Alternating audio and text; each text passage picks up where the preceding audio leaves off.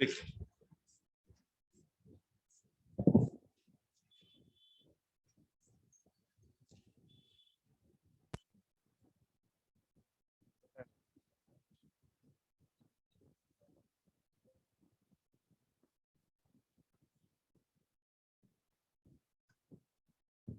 अब हो गया काम।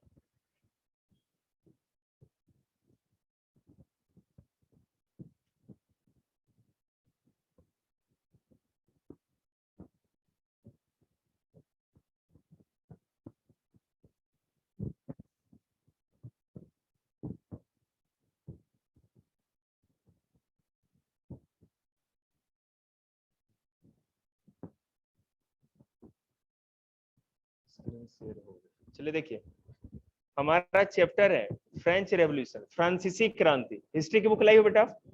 ठीक। अब देखिए,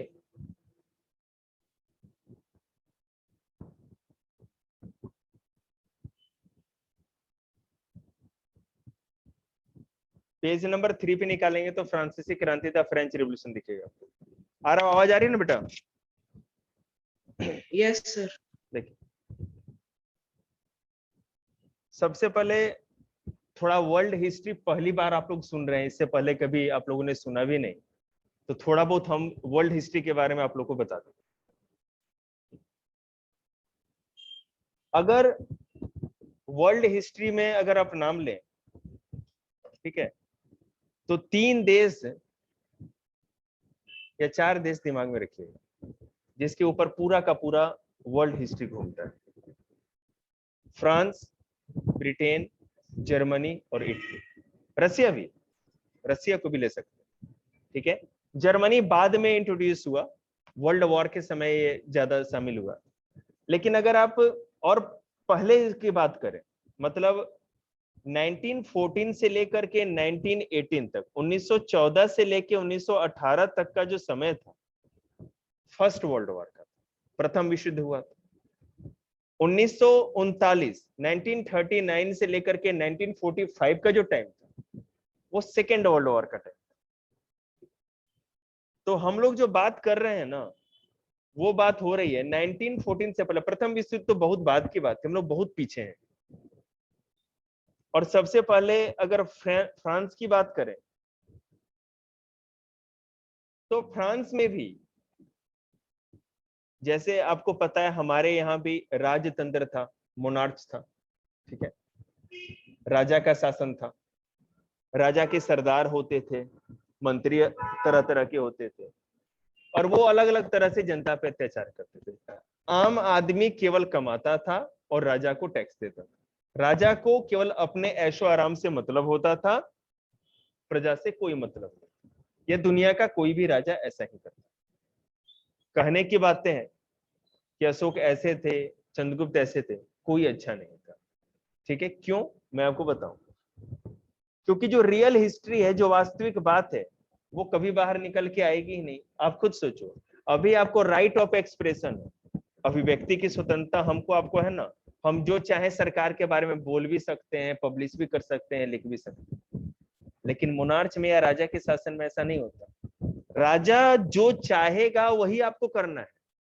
राजा से पंगा कौन लेगा भाई? उसको पता है सारी पावर उसके पास है, बिना मतलब का सूली पे चढ़ा देगा, ठीक है। तो फ्रांस में भी ऐसा ही था। फ्रांस इटली और जर्मनी का पड़ोसी देश है, ठीक है ना, एक बड़ा देश है। अगर इसके आप ज्योग्राफी को देखो तो मैं आपको बताऊं कि यहाँ पे फलों की खेती भी अच्छी होती है, अनाज का उत्पादन भी अच्छा होता है, मिनरल कम। यहाँ पे एक जो रीजन है, रूर घाटी क्षेत्र, फ्रांस और जर्मनी का जो बॉर्डर लगता है, उस बॉर्डर पे ब्लैक फॉरेस्ट नाम की जगह, ठीक है, जहां पर की लोहा, कोयला, ये सब खुदाई होती निकलती है, नहीं तो और किसी भी तरह का मिनरल नहीं है। अगर रसिया को छोड़ दें तो पूरे यूरोप में कोई भी ऐसा देश नहीं, ठीक है। रसिया से सटा हुआ यूक्रेन भी अच्छा है, ब्लैक सी जहां काला सागर है, वहां पर थोड़ा पेट्रोलियम और नेचुरल गैस और वो सब कुछ मिलता है, नहीं तो पूरे यूरोप में कोई भी तरह का मिनरल खनिज नहीं मिलता, तो फ्रांस में भी नहीं। लेकिन यहाँ पे जो राजा हुए, जो शासक हुए, वो बड़े बहादुर थे और पूरे दुनिया को जीतने वाले थे। लेकिन हम लोग जो इस फ्रेंच रेवोल्यूशन की बात कर रहे हैं वो ईयर है 1789 की, 1789, 1789। इस समय ही फ्रांस में फ्रांसीसी क्रांति। अब ये सोचने वाली बात है कि फ्रांस में क्रांति हुई, रेवोल्यूशन हुआ, तो क्या वहां की स्थिति थी, राजनीतिक समस्याएं क्या थी, पॉलिटिकल प्रॉब्लम्स या पॉलिटिकल सिचुएशन क्या था वहां का, ठीक है, वो देखिए। जो फ्रांस था उसका जो किंग था लुई 16, 1 2 3 4, क्योंकि है ना लोग अपने ही बाप दादाओं के नाम रख लेते थे, तो उनको है ना 1 2 3 इस तरह से सीरीज से जाना जाता है। लुई 16 फ्रांस का राजा था। बुक देखने की जरूरत नहीं, सब यहाँ स्टोरेज है, ठीक है। वो उसके अंदर प्रॉब्लम क्या थी मैं आपको ये बता रहा हूं। जितने भी जो चापलूस समझते हैं ना, फ्लैटर जो होते हैं जो केवल चापलूसी करते हैं, उससे उसका दरबार या कोर्ट पूरा भरा हुआ था, ठीक है। राजा को जो बात अच्छी लगती थी वही की जाती थी, और राजा को ऐशो आराम की कोई दिक्कत नहीं थी। जो भी वो कमाता था, जितना भी उसका पूरा खजाना था, वो इसके ऐशो आराम पे ही खर्च होता था, ठीक है। जनता भूखमरी से मर रही थी, खेती बाड़ी की चीजों का बहुत ज्यादा विकास नहीं हो पा रहा था, राजा को उससे कोई मतलब नहीं था। और मंत्री लोग प्रजा की शिकायत राजा के सामने करते नहीं थे, क्योंकि प्रजा पे अत्याचार कौन कर रहा है, मंत्री।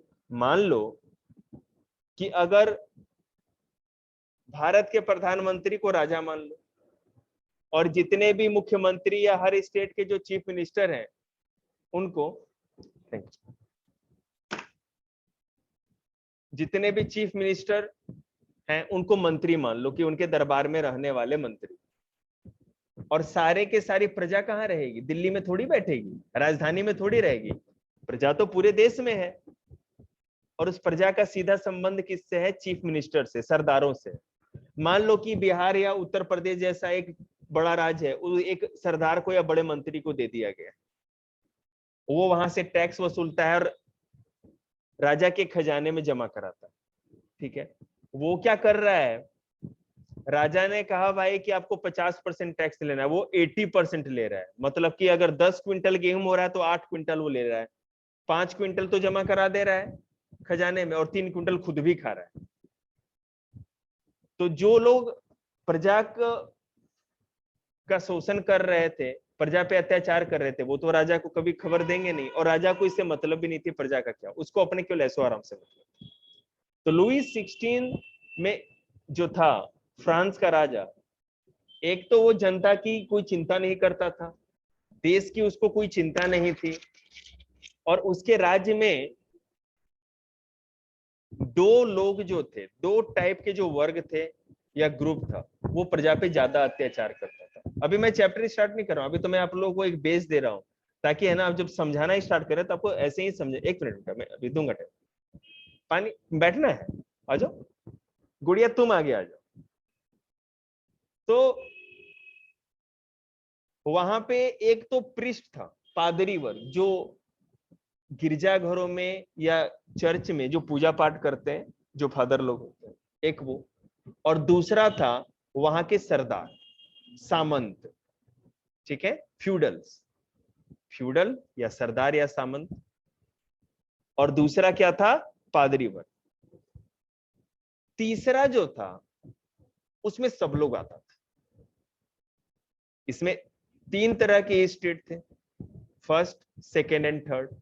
फर्स्ट में तो राजा और उसके मंत्री, सेकेंड में पादरी, और तीसरे में कौन था, जो जनरल मतलब मिडिल क्लास था। मतलब कि उसमें इंजीनियर, डॉक्टर, राइटर, प्रोफेसर से लेकर के कूड़ा बिनने वाला भी, स्वीपर जो होता है झाड़ू लगाने, वो लोग भी हैं, ठीक है।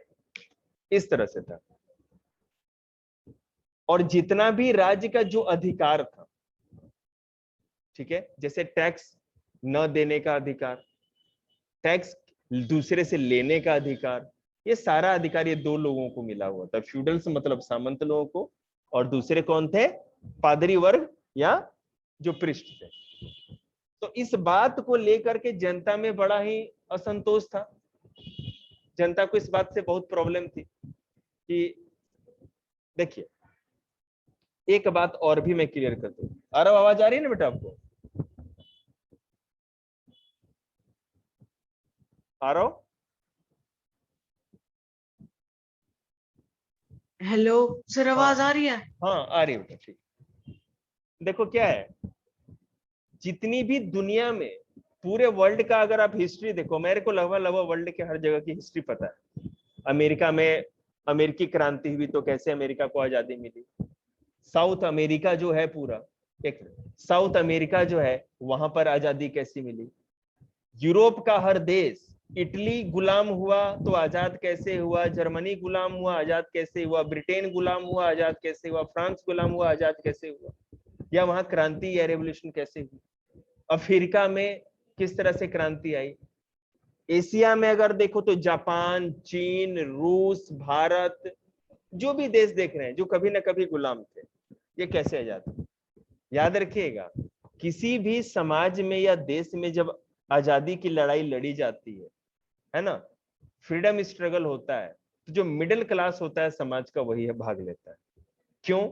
इसका एक कारण बताओ। कोई बता सकता है बच्चा कि मिडिल क्लास ही उस स्ट्रगल में सबसे आगे क्यों होता है? नहीं, बिल्कुल गलत। और कोई? देखिए मैं आपको बता रहा हूँ, आप सही बोल रहे हो लेकिन है ना, उस कॉन्टेक्स्ट में नहीं होगा। मिडिल क्लास इसलिए सबसे, देखिए जो सबसे अपर क्लास है उसको तो फायदा है ना, क्योंकि अत्याचार करेगा कौन? Upper class. मतलब कि या तो जो जाति में बड़े होंगे, पद में बड़े होंगे, नहीं तो पैसे में बड़े। ठीक है। और सबसे ज्यादा अत्याचार किस पे होगा? जो समाज का सबसे निचला वर्ग हो, या तो सबसे गरीब होगा, नहीं तो जाति या वर्ग में सबसे नीचा होगा, या उसका जो पोस्ट होगा सबसे नीचा होगा। मिडिल क्लास क्या होगा? मिडिल क्लास बीच में रहेगा। जो सबसे निचला तबका होता है ना, उसके पास हिम्मत ही नहीं होती, उतनी शक्ति ही नहीं होती, उतनी सोच ही नहीं होती। पहली बात क्यों? पढ़े लिखे कम होते हैं। जो लोग पढ़े लिखे कम होते हैं वो अपने अधिकारों के बारे में ना तो जानते हैं और ना उसको छीनना या उसके खिलाफ लड़ाई लड़ना जानते हैं। आपको अगर बेटा पता ही नहीं हो कि मास्क ना पहनने का जुर्माना 50,000 नहीं, आपको ही नहीं पता है, तो कोई पुलिस वाला बोलेगा आके खड़ा हो जाएगा तो आपको देना पड़ेगा। घर बेच के दो नहीं तो जेल में भर देगा। लेकिन हमको पता है, मेरा राइट है कि 2,000 ही चलाने सरकार ने नियम बनाया, तो 2,000 ज्यादा वो नहीं दे सकता, हम लड़ेंगे ना उसके लिए। बात समझ रहे हैं? तो मिडिल क्लास कभी भी किसी भी क्रांति में, आप अभी से लेकर के हजारों साल पहले की बात देख लो, जो मिडिल क्लास या मध्यम वर्ग जो होता है समाज का, जो ना तो ज्यादा अमीर होगा ना तो ज्यादा गरीब होगा, वही लड़ाई में भाग लेगा। जो मैं ये लेक्चर दे रहा हूँ ना, पूरा चैप्टर का अंदर से जो खून जो है ना वो निकाल दिया है, झट से समझ में आएगा। तो यहां पर भी ऐसा ही हुआ। देखिए इसमें क्या था, फ्रांस में भी लुई 16 एक ऐसा राजा था जो कि निकम्मा था, कमजोर था, और उसके पास किसी भी तरह का पावर नहीं। ठीक है। तो क्या किया गया, जितनी जनता थी, मिडिल क्लास लोगों ने मिल करके एक अपना ग्रुप बनाया, और ग्रुप बना करके अटैक करके उस राजा को हटाया। इसमें समय भी लगा। राजा ने पहले उनकी बातों को माना, कुछ संवैधानिक या कॉन्स्टिट्यूशनल राइट भी दिए, अधिकार भी दिए, लेकिन अंतिम में जाकर के पूरी जनता ने मिलकर क्या किया, लुई 16 को लिया और गर्दन काट दिया। ठीक है। और ये देखिए कैसे कैसे हिस्ट्री में आगे चला। पहली बात हम शुरू से स्टार्ट करते हैं इसको, अब लाइन वाइज आपको समझ। On the morning of, English में मैं बोलूं तो आप लोग घबराना मत, पूरा हिंदी समझाएं। On the morning of 14 July 1789, the city of Paris was in a state of alarm. The king had commanded troops to move into the city. Rumors spread that he would soon order the army to open fire upon the citizens. Some 7,000 men and women gathered in front of the town hall and decided to form a people's militia. Militia कहते हैं sir, militia. They broke into a number of government buildings in search of arms. Finally, a group of several hundred people marched towards the eastern part of the city and stormed the fortress prison, the Bastille, where they hoped to find hoarded ammunition. It is armed fight that followed. The commander of the Bastille was killed and the prisoners released. There were only 7 of them, yet the Bastille was hated by all because it stood for the despotic power of the king. The fortress was demolished and its stone fragments were sold in the market to all those who wished to keep a souvenir to its destruction. The days that follows saw more rioting both in Paris and the countryside. Most people were protesting against the high price of bread. Much later, when historians look back upon this time, they saw it as the beginning of the chain of events that ultimately led to the execution of the king in France. Though most people at the time did not anticipate this outcome, how and why did this happen? देखिए, 14 जुलाई 1789 की बात है। Paris के बाहरी इलाके में Bastille नाम का एक किला था। ये जो पहले कंटेक्स्ट दिया हुआ है ना, ये स्टार्ट नहीं है, फ्रेंच रेवोल्यूशन जब स्टार्ट हुई तब की बात। उससे पहले के सारे कारण इसके अगले पेजों पे अभी आपको मैं बताऊं।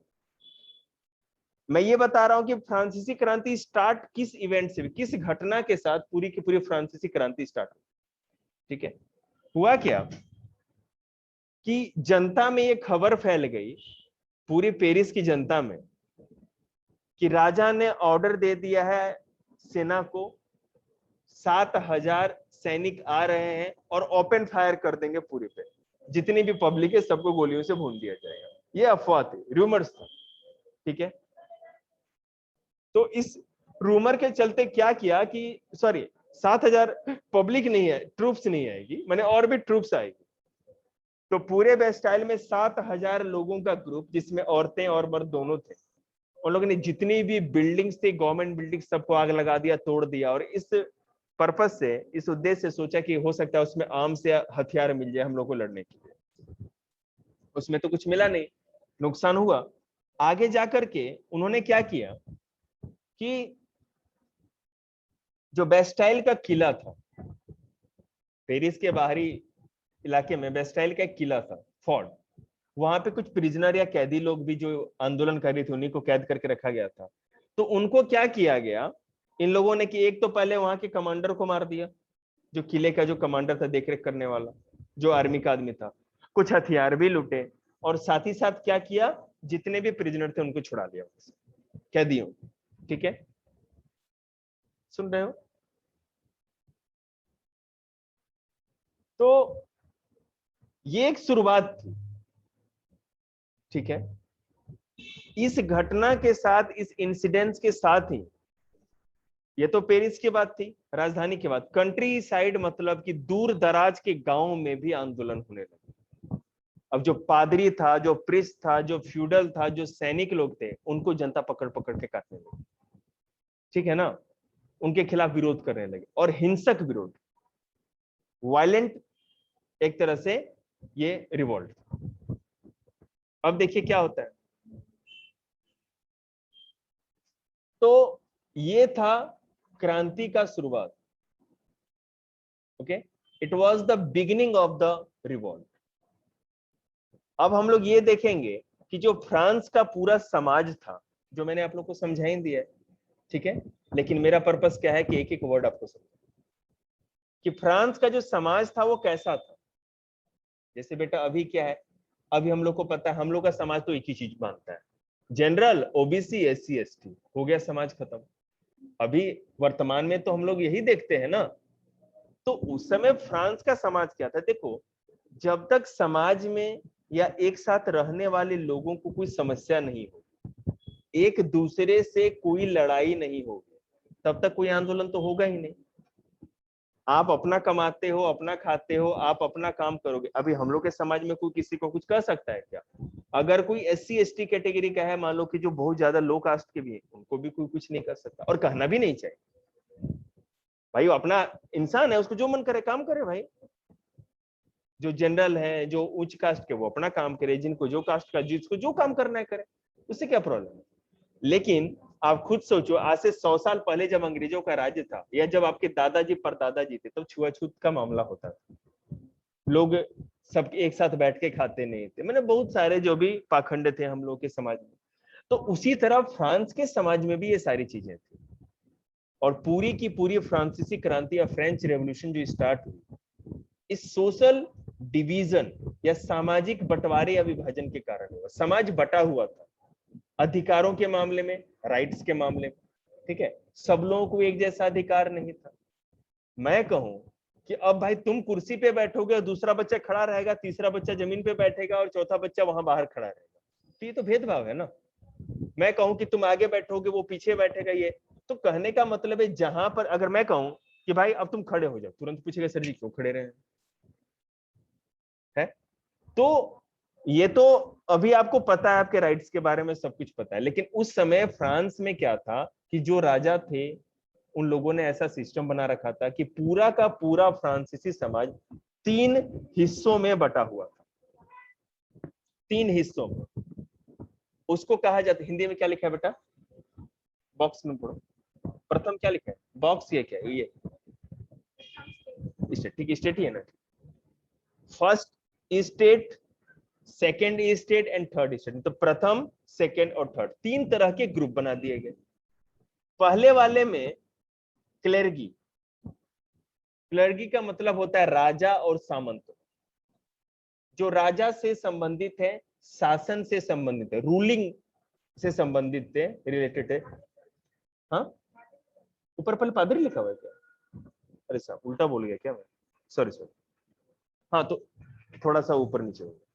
क्लेर्गी मतलब कि सबसे पहले पादरी वर्ग था। बुक दिखाना एक बार जरा।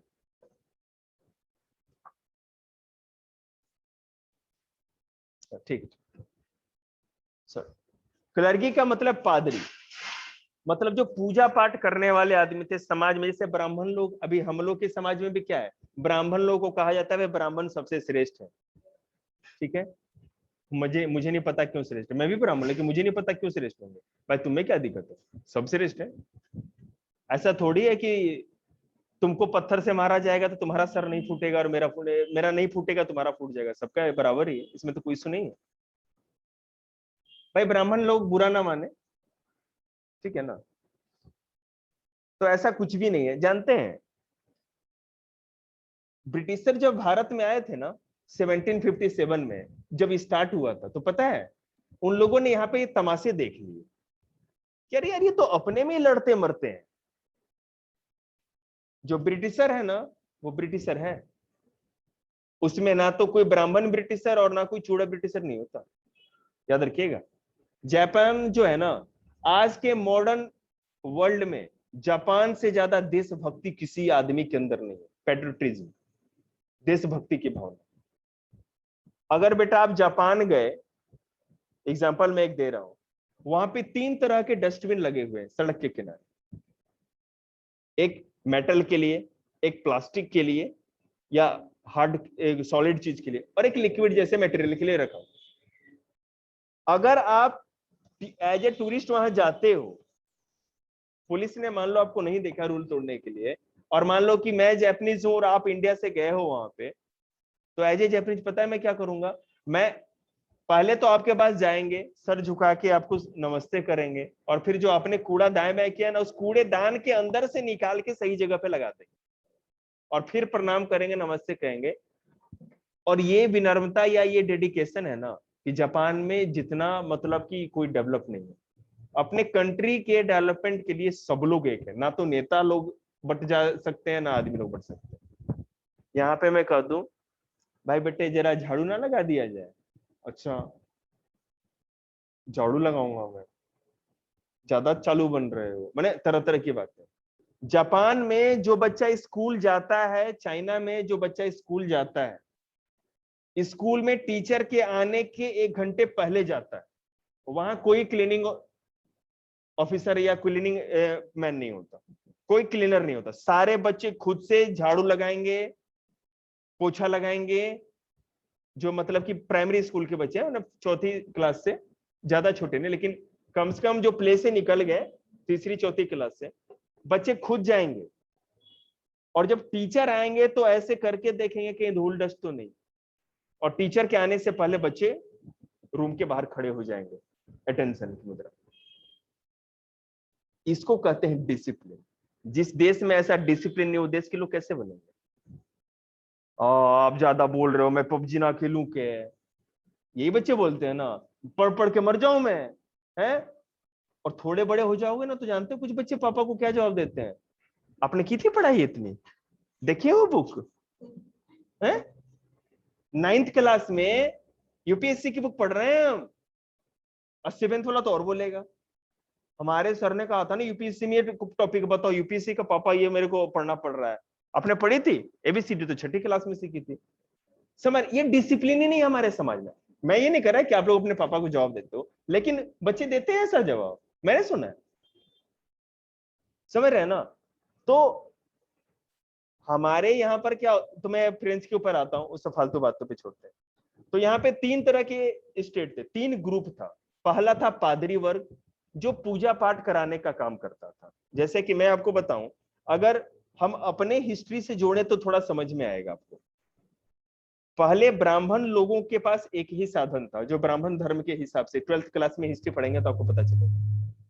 उसमें ऐसा था कि जो भी ब्राह्मण पूजा पाठ कराएंगे, राजा के तरफ से उनको एक जमीन दान में दी जाती थी। राजा दे, सरदार दे, या बड़ा धनी व्यापारी उसको दे दे।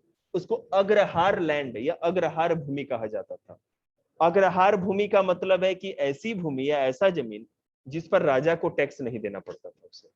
उस पर अब मान लो कि पूरे कंझावड़ा जैसे 20 गांव किसी ब्राह्मण को मिल गए दान में राजा के तरफ से, तो आप तो जनता हो ना, आपने तो किसी ना किसी को तो टैक्स देना है। तो आप टैक्स अब राजा को ना दोगे, राजा के आदमी को नहीं दोगे, उस ब्राह्मण को दो, ठीक है? और वही उसकी आमदनी हो जाएगी। तो उसी तरह से फ्रांस में जो पादरी लोग थे या क्लर्गी जो लोग थे, ठीक है ना, उन लोगों को भी ऐसी जमीनें दी गई थी। उनको अधिकार दिया गया था कि आपके इलाके में जो जनता है, जो आम किसान है, पब्लिक है, आप उसे तरह तरह की उपहार या भेंट ले सकते हो, टैक्स ले सकते हो, उनसे अपने घर का काम करा सकते हो, उनसे अपने खेतों पे काम करा सकते हो बिना आप कुछ दिए। ये अत्याचार। दूसरा था कुलीन वर्ग, मोबिलिटी। कुलीन का मतलब होता है जो राजा से संबंधित, ठीक है? उसमें राजा होगा ही, राजा का परिवार होगा ही, साथ साथ जितने सरदार लोग होंगे या जो भी कमांडर लोग होंगे, मंत्री लोग होंगे, वो सारे लोग उसमें।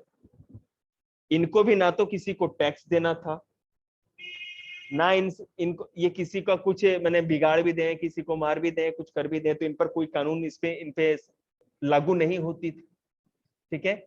इनको क्या अधिकार था कि ये जनता से टैक्स लेते थे, नजराना लेते थे, मतलब जो गिफ्ट होता था तरह तरह के। आपके घर में शादी है तो वहां का जो सरदार होगा, फ्यूडल होगा, आपको वहां पे भेंट देना है। आपके घर में अगर शादी है तो वहां पर जो पादरी है, वहां पर इलाके में जो चर्च सामने है, आपको एक भेंट वहां पर भी ले जाके देना पड़ेगा, ठीक है? इस तरह के नियम थे, बहुत तरह के नियम थे। अगर घर में बछड़ा हो गया, बछिया हो गई, मतलब अगर गाय बैल जो भी हुआ, उसके बदले भी आपको उपहार देना था। ऐसा नहीं है कि बिना दिए बच जाएंगे। छोटे छोटे चीजों पे नियम कानून था। तो फ्यूडल लोग जो थे, आप समझ ही रहे हैं, जिस तरह भारत में क्षत्रिय वर्ग जो हम लोग कहते हैं वो फ्यूडल थे, और ब्राह्मण वर्ग मतलब कि पादरी। लेकिन जो तीसरा वर्ग था ना, उसमें प्रॉब्लम थी। आपको पता है भारत में क्या था? हमारे ब्राह्मण धर्म में जो मनुस्मृति लिखी गई, ऋषि मनु जो थे, उन्होंने ये सारा घोलमेल किया था। ब्राह्मण थे, अपने फायदे का काम लिख गए, 4 जातियां बना दी, ब्राह्मण, क्षत्रिय, वैश्य और शूद्र। ब्राह्मण पूजा पाठ कराएगा, पढ़ेगा और पढ़ाएगा, अध्ययन और अध्यापन का काम ब्राह्मण का था। क्षत्रिय राज्य की रक्षा करेगा, साथ ही साथ शासन करेगा, राजा बनेगा। वैश्य खेती बाड़ी का काम करेगा और व्यापार का काम करेगा, और शूद्र इन तीनों वर्गों की सेवा करेगा, ठीक है? लेकिन यहाँ फ्रांस में क्या था, ये चौथा वर्ग नहीं था, अब वैश्य और शूद्र को एक साथ जोड़ दिया गया, मतलब जो व्यापार कर रहे थे, डॉक्टर थे, इंजीनियर थे, लेखक थे, पत्रकार थे, जो भी थे, और उसके साथ साथ जो किसान थे, उसके साथ साथ जो छोटे किसान थे, भूमिहीन मजदूर थे या नौकर थे, सब लोगों को एक ही कैटेगरी में दे दिया गया। ठीक है। फ्रांस में इस बात के लिए आंदोलन नहीं हुआ था कि गरीबों पे अत्याचार हो रहा है, गरीबों लोग को तो पता ही नहीं था, गरीब लोग तो आंदोलन करने की शक्ति नहीं थी। जिसको 2 वक्त की रोटी नहीं मिल रही है वो तलवार लेके कहां घूमेगा, उसके अंदर शक्ति कहाँ है तलवार लेने की।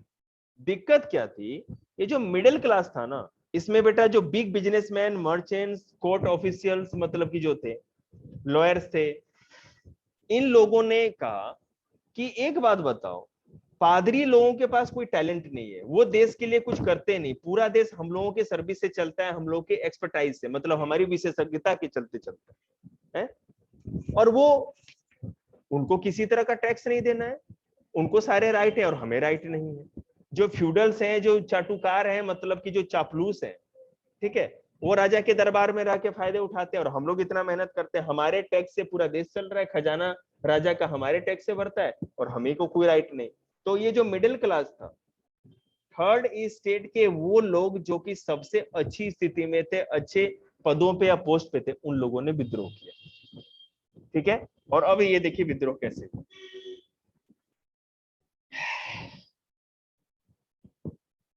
1774 की बात है, ठीक है ना। लुई 16 आपको दिख रहे हैं यहाँ पे भैया जी, सबसे शुरू में ये राजा बनते हैं।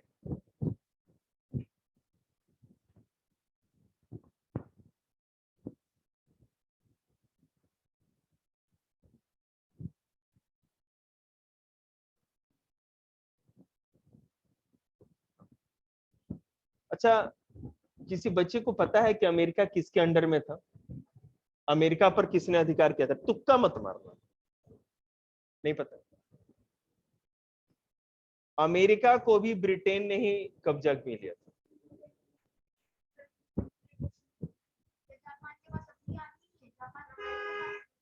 नहीं, अपनी आर्मी है उसके पास, अच्छी आर्मी है। क्यों? देखिए मैं आपको बताता हूँ, जापान का आपने पूछा है तो ये बता, जापान एक छोटा सा देश है, आइलैंड कंट्री, समझ रहे हैं। सेकेंड वर्ल्ड वॉर में जर्मनी, जापान और इटली 3 देश थे। अकेले जापान ने हवाई आइलैंड है पैसिफिक ओशन, अमेरिका का ही है, यूएसए का। पर्ल हार्बर पे इतने बॉम्ब गिरा दिए ना कि पूरा का पूरा नौसैनिक जो नेवी बेस था, पूरा का पूरा नेवी बेस ही खत्म कर दिया। ठीक है। जापान ने इतने बड़े चीन को कब्जे में ले लिया था, इतने डेडिकेटेड आर्मी थी, लेकिन एंशियंट आर्मी। ठीक है। अब तो वैसी बात नहीं है, जापान वैसे भी अब शांतिपूर्वक, शांति प्रिय देश हो गया, उसको मतलब नहीं कि कौन जिया कौन मरा, वो अपने काम से मतलब रखता है। क्या? हाँ, वहां पे आर्मी पुलिस फैसिलिटी भी अच्छी है, सब कुछ अच्छा है। और पता है दुनिया का सबसे महंगा देश भी टोक्यो है, इतना महंगा कि आप सोच नहीं सकते, वहां जाके सरवाइव नहीं कर सकते आप।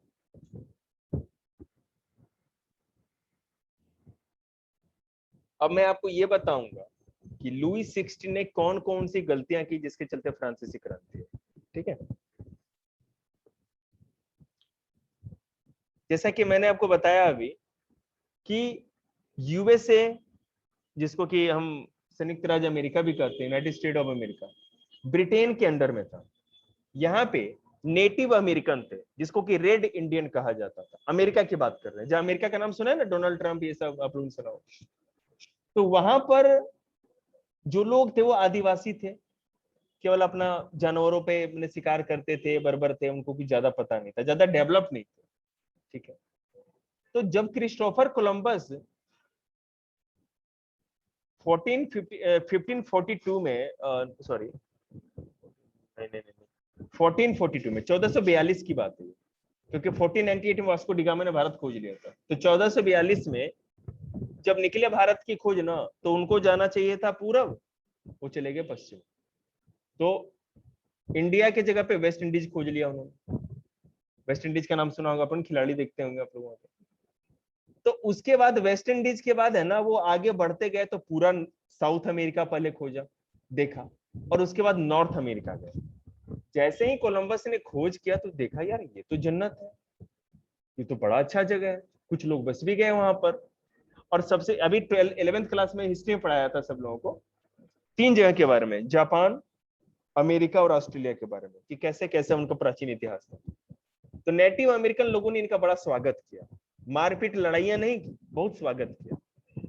नेटिव अमेरिकन यूरोप के लोगों का, ब्रिटिशर लोगों का, ये लोग भी गए भाई, कुछ बस भी गए, फिर यहाँ से वहां तक व्यापार चलता रहा। लेकिन यूरोपियन लोग है ना जो होते हैं ना, वो एक ही चीज जानते हैं, अपना फायदा, बिजनेस छोड़ के उनको कुछ भी नहीं दिखता। तो उन्होंने सोचा कि एक काम क्यों ना किया जाए, ये आदिवासियों को ऐसे खदेड़ करके जितना भी यहाँ का पूरा जंगल जो भी जमीन है सब पे क्यों ना कब्जा कर लिया जाए।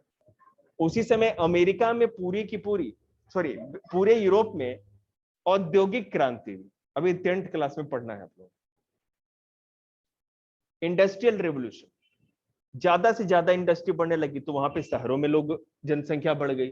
अब शहर में लोग किसी इतनी जनसंख्या थी कि रहने की जगह नहीं, तो लोग चाहते थे कि खुले वातावरण में जाए, और देश में जगह भी नहीं थी कि कहीं खुले वातावरण में जाए। तो वहां से लोग किसी तरह अमेरिका आने लगे ब्रिटेन से। ये जितने भी वहां पे गोरे दिखते हैं ना, जितने भी अमेरिकन दिखते हैं, कोई भी वहां वो अमेरिका का है ही नहीं, सारे लोग ब्रिटेन के, पुर्तगाल के, यहाँ के मैंने जो भी यूरोप के ही लोग, मोस्टली ब्रिटेन के। और जो लोग भी रेड इंडियन थे, जो मूल बासिंदे थे, नेटिव अमेरिकन, उनको खदेड़ करके रेगिस्तानों में पश्चिम की तरफ भेज दिया। समझ रहे हैं बात को?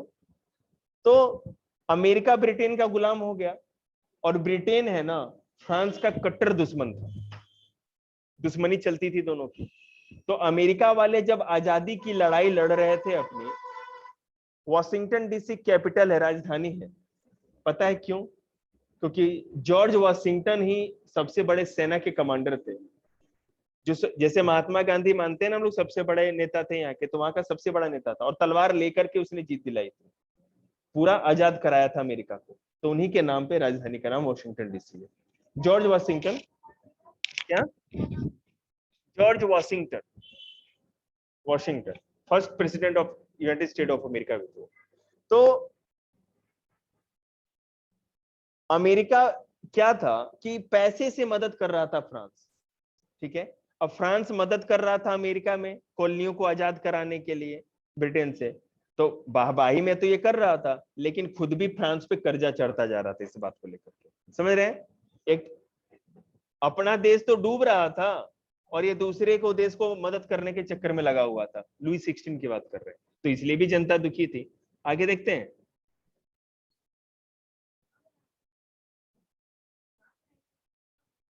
First black president of United state of America, ठीक है।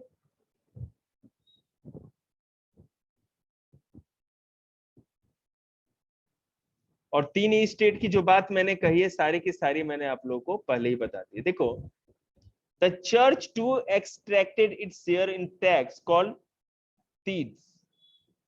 चर्च जो टैक्स लेता था, पादरी लोग जो टैक्स लेते थे, उनको कहा जाता था टीथ्स।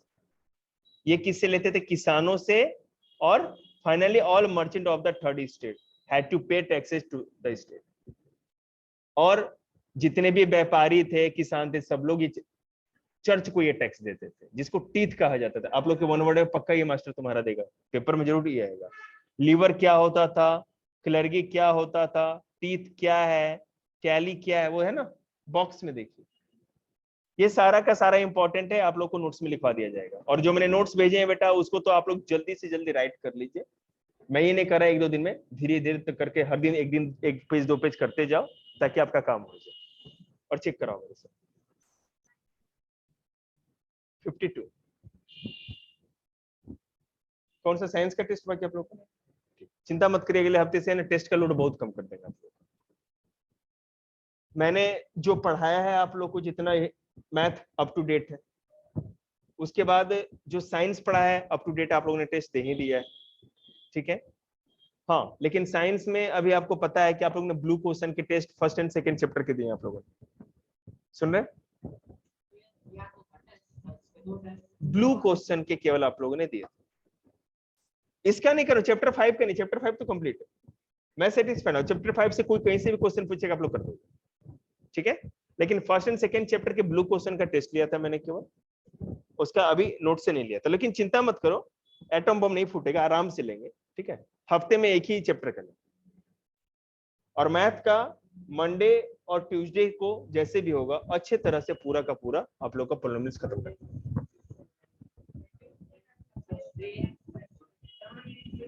अरे मैं मैथ पढ़ाने की बात कर रहा हूं, तुम लोग मैथ की टेस्ट देने की, टेस्ट देने का ज्यादा मन है क्या? दे एक नया टेस्ट तुम लोगों को।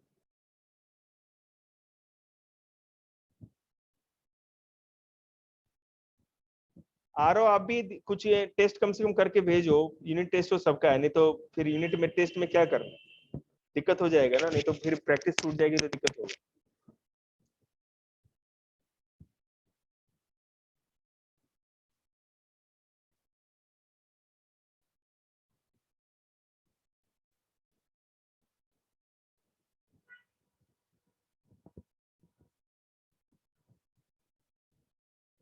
देखो